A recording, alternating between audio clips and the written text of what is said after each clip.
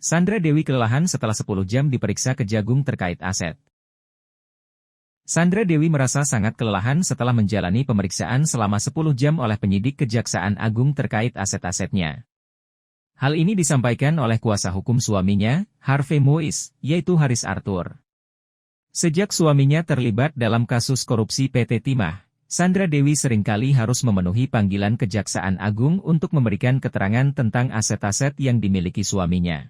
Mohon maaf sebesar-besarnya, sedalam-dalamnya dari Ibu Sandra Dewi karena terkait pemeriksaan kemarin di Kejaksaan Agung. Karena beliau sangat lelah, capek banget ya. Jadi beliau tidak sempat mengeluarkan satu patah kata pun kepada rekan-rekan wartawan. Jadi beliau diperiksa kurang lebih hampir 10 jam ya. Sebagaimana kita ketahui bersama hampir kurang lebih 10 jam. Sandra Dewi sebelumnya memilih untuk tidak berkomentar mengenai pemeriksaannya oleh tim penyidik.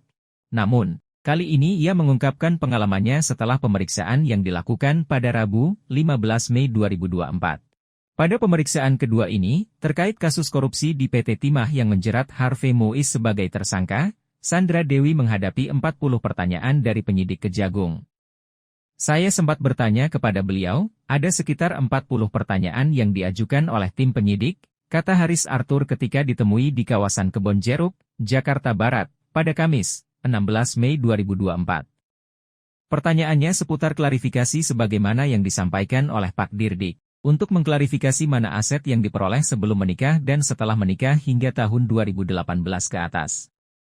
Saya mengapresiasi tim penyidik karena Kejaksaan bekerja dengan sangat hati-hati dan profesional dalam penyidikan ini, tambahnya.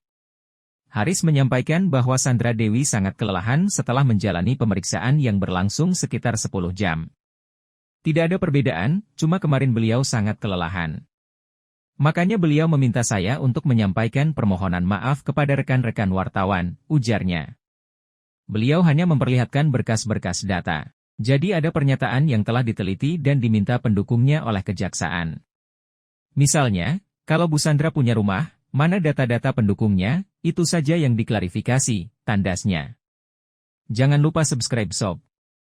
Terima kasih.